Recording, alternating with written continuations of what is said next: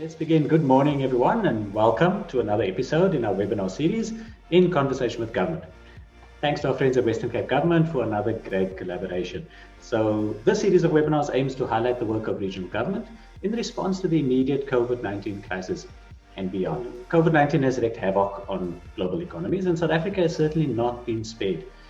This pandemic has placed enormous strain on public services and underscored dire levels of inequality in South Africa. So stronger collaboration between government and industry has never been more important as we navigate our way back to some sense of normality.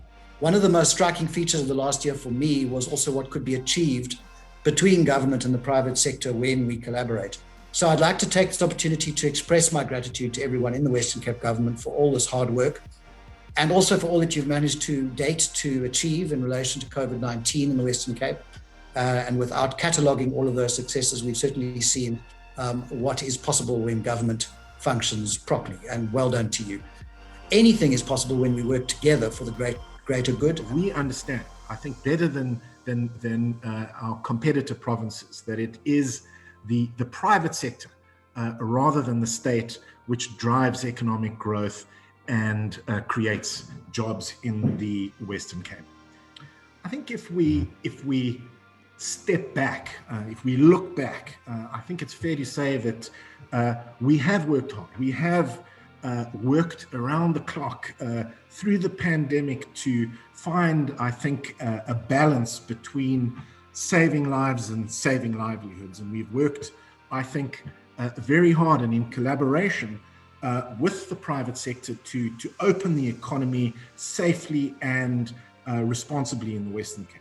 It's an important point to make that we have, I think, despite our differences, worked very closely with national government over the past year, and we've built, I would like to think, almost an informal, behind the scenes coalition with some members of national and other provincial governments, both at a political level and at a technical level, where we have been able, I think, to influence the direction of decisions towards averting, I think, some of the worst of the restrictions and to open up the economy, but of course to do so safely and responsibly across South Africa.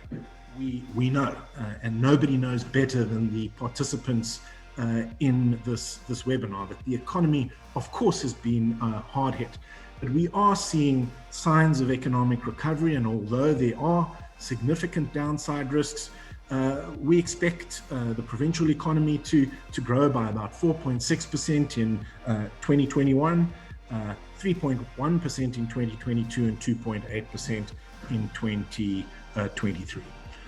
We, as a provincial government, will be spending about 17 billion rand over the medium term to boost economic growth and create jobs in the Western Cape. And we will be focusing on a number of areas. We'll be focusing on accelerating the ease of doing business, boosting investment and promoting exports, increasing spending on infrastructure, scaling up work opportunities, and of course ensuring economic resilience in the Western Cape. I think where we need to focus now is on eliminating systemic obstacles to economic growth and job creation. We need to find a way to accelerate investment in infrastructure to drive growth and create jobs. In the last couple of weeks, have launched what we think is a very innovative program called the Municipal Energy Resilience Project, which is a bold, ambitious project aiming to assist municipalities to take advantage of the new energy regulations so that they can generate, procure, and sell their own power. And we will be spending about close to 70 million rand over the medium term on our municipal energy resilience project. We have to face the elephant in the room, and that is that we are obviously locked in a struggle between a virus and a vaccine. And the virus, I think, to be honest, is of course winning for now. And in the end, our economic recovery, of course, depends on vaccinating as many people as fast as possible, which is why we have mobilized a 2.17 billion rand war chest to defeat COVID-19 in the Western Cape.